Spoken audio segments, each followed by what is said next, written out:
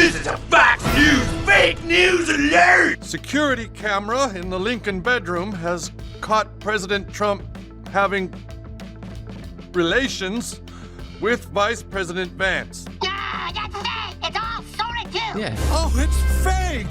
How can we have doubted it? South Park just went too far in their shocking new episode, brutally exposing how Fox News filters the news to fit its agenda. The show delivers a merciless takedown of government, leaving everyone stunned. This is a gut-punching strike that lays bare the absurdity of political media manipulation. The boy is fat and authoritative. Hey man, things are good here. I love Disney Poops. I'm just supposed to be feeling better and I'll be home soon. Respect my dog. Dude, there's a castle at the end of the street and everyone smells like popcorn. This is unreal. Forever. Just want to let everyone know I'm safe and sound. No, kitty, that's my pet. South Park has just dropped a nuclear bomb on Fox News with Season 28, Episode 3, Sora Not Sorry, and it didn't hold back for a second. From the first frame, the show went straight for the jugular, delivering a scene so shocking that social media split within minutes. Oh, Buzz! Buzz! Yeah, Buzz! And the infamous Trump JD Vance deepfake sequence detonated. Fans who have followed the series for nearly 30 years, who've seen every boundary pushed, still reacted in disbelief. Trey Parker and Matt Stone knew exactly what they were doing. That scene was the opening salvo in a calculated strike against Fox News, the one media empire Trump has successfully turned into a personal megaphone, and yet one that South Park refuses to let off the hook. I was just trying to help you. I would do anything for you. Of course I don't want the baby. At the heart of the episode is a chaotic, twisted plot built around AI. Butters, the naive yet mischievous schoolboy, unleashes a revenge porn machine using AI that spirals into a full-blown school-wide epidemic of fake videos. It's fake? Yeah, that's all sorted too. That's all fake. Of course it was fake! How could we have doubted it? The lines between reality and fantasy dissolve into a messy, hilarious, and deeply disturbing blur. The chaos reaches a fever pitch with leaked footage of Trump and JD Vance engaging in a sexual act, a clip Fox News receives but dismisses as fake after a call from Trump himself. The brilliance here isn't just the absurdity, but the way they presented it. South Park exposes Fox News' tendency to rationalize or ignore information that conflicts with its preferred narrative. The episode highlights the media's role in spreading disinformation and shaping public perception when political convenience demands it. This is a Fox News special alert.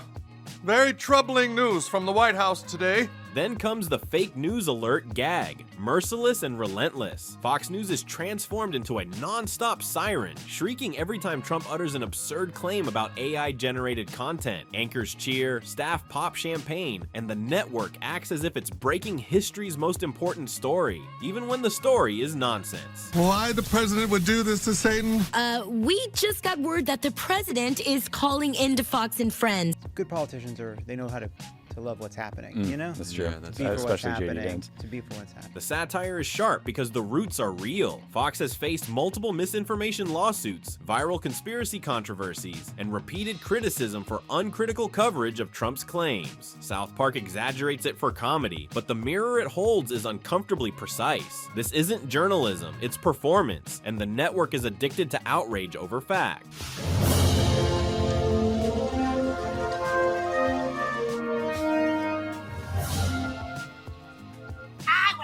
Really hard, you know? I just feel like I deserve to relax a bit, huh? Of course you do, Buzz. The episode doesn't stop at Fox News. It expands into the broader MAGA-aligned media ecosystem with unflinching precision. Kristi Noem is portrayed with the subtlety of a sledgehammer. South Park amplifies her persona into something glossy, exaggerated, and larger than life, turning her into a symbol of performative politics. Every gesture, every word, every expression is intensified until she becomes a cartoon embodiment of political theater. South Park thrives on this polarization. I think polls are fake. I think polls are fake. Even the White House got involved, though in a comically weak way. Officials dismissed the episode as irrelevant, the classic defensive posture of an institution caught off guard but unwilling to admit it. Ironically, this dismissiveness validates South Park's point. Powerful institutions fear satire that hits too close to home. They want comedians to stay polite, to avoid disruption. South Park refuses all of that. The episode even nods to Trump-era tactics, public shaming, intimidation, and hate speech policing. Pam Bondi's lines underline the chilling reality. Politicians don't just seek power, they try to control what can be joked about publicly. And South Park positions itself as the last line of defense, armor-clad in rebellion, standing against a culture of fear and censorship. I should be treated better than that. Yes, boss. You should. That's why you need to trust me. Nobody feels for you the way that I do. The Trump JD Vance scene is more than just shock value. It's a statement. Politics has become ugly, and comedy meets it head on. It illustrates a warning. If networks are too afraid to report honestly or satirize freely, someone else will. In this case, it's South Park, wielding animation as a loophole for fearless commentary. While traditional news networks bow to donors, advertisers, and political pressure, South Park punches upward at untouchable institutions. Animation becomes a shield, sword, and megaphone simultaneously. The creators are not just entertaining, they are defending media freedom with every gag, visual, and punchline. Get him out of here! Lock him up with the Japanese lawyers! Well, Mitch, looks like we just busted a huge community of online rapists called Sora 2. Great job, sir! Beneath the humor, the episode carries a deeper message. South Park warns about the erosion of media freedom. Where other shows sanitize themselves to appease political pressure, South Park doubles down. It declares that satire exists to challenge, not comfort power, even when the audience is uncomfortable. Free speech is the right to offend, provoke, and tell uncomfortable truths in a world where silence has become the default. Can you keep the child on ice a little longer? No problem. With Sora 2, I can make the South Park kid do just about anything. Dude, fuck you. This episode marks a turning point by going after Fox News and the MAGA-aligned ecosystem with unprecedented aggression. It sets a new standard for satire. Ratings reflect that audiences crave this kind of fearless comedy. Season 28 is performing more than twice as well as last year. People want satire that confronts power directly, without tiptoeing or softening punches. South Park didn't just stop at skewering Fox News. So let's get out there and get them, recruits. Together we can make it happen. The over-the-top portrayals of Kristi Noem, Charlie Kirk, and the broader MAGA media machine illustrate systemic bias, echo chambers, and the cult-like amplification of narratives. The caricatures are deliberate, precision-guided satire. The show is critiquing an entire ecosystem that celebrates chaos for gain. By sustaining the critique across multiple characters, South Park exposes how public perception is manipulated, wrongdoing is glorified, and spectacle becomes truth. This is Facts News. Social media reacted explosively. Half the audience applauded the surgical precision of the satire, while the other half decried bias, censorship, and lines crossed. The polarization was seismic. That's exactly the point. South Park thrives on provocation that forces a reaction. The chaos underscores the absurdity of political theater and confronts audiences with their own complicity in consuming spectacle. South Park hasn't been relevant for more than 20 years. The White House's weak response only reinforced South Park's thesis. Institutions fear satire that strikes too close. They want comedians to stay within imaginary boundaries. Parker and Stone ignore those boundaries entirely. By referencing Trump-era intimidation and hate speech policing, the show highlights the stifling relationship between political power and free expression. South Park becomes the last bastion of unflinching comedy, defending satire against institutional fear. This is a Fox News alert! As debates on American tariffs continue, the question on every American's mind tonight, is President Trump Satan? This is not the first time South Park aimed at Fox News. In season 27, the show went full nuclear on the network, exposing its blind glorification of Trump in ways that were as absurd as they were revealing. One of the most infamous moments came when the show depicted Trump dating Satan. It was grotesque, outrageous, and unapologetically over the top. You can just make out Satan going behind a bush and President Trump right there.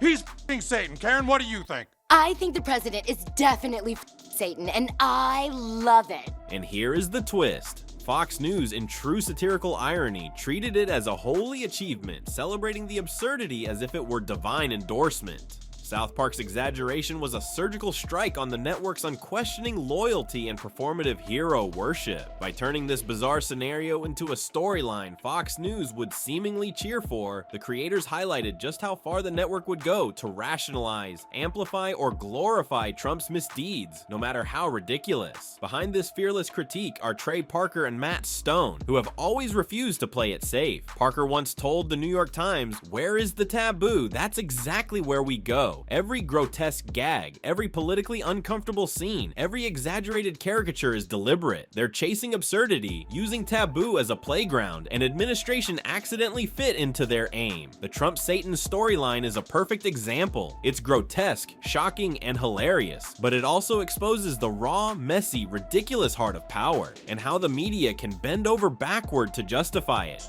And I want to leave him, but I can't because I'm pregnant. He's pregnant? Fox News' response becomes part of the joke itself by portraying the network as gleefully celebrating Trump's antics, no matter how immoral or bizarre. South Park makes a scathing statement about selective reporting and narrative control. The network is not neutral or even critical. It's a willing participant in the absurdity, elevating scandal into spectacle. This is precisely what makes South Park's satire so sharp. It's not just attacking a single episode of coverage, it's critiquing a systemic problem that has been ongoing for years. This is a great day for Fox News! Season 27's Trump Satan gag contextualizes what viewers are seeing in Season 28's Sora Not Sorry. The deepfake Trump JD Vance storyline is not a single isolated shock tactic, but a part of a continuum. By connecting the past glorification of Trump's misdeeds with the present-day amplification of misinformation, South Park underscores a recurring truth. Fox News is willing to rationalize and even celebrate wrongdoing if it fits its preferred narrative. The absurdity is consistent, and the satire gains power from this historical pattern. Its meticulously built critique spanning seasons, showing how deep the media complicity runs.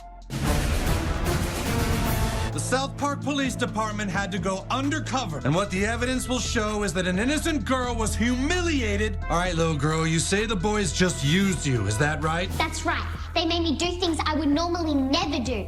This approach also emphasizes South Park's role as a counterbalance in media culture. While traditional news networks bow to political pressure, advertisers, and fear of backlash, Parker and Stone refuse to compromise. Their work asserts that comedy can and should challenge power, even if it makes audiences uncomfortable. In a world where political correctness and fear often stifle satire, South Park refuses to sanitize. Every grotesque scene and exaggerated gag is a declaration satire has no master, and no institution can dictate its limits. More than sleepy Joe Biden over here. Everything's great. Well, what about you and the vice president?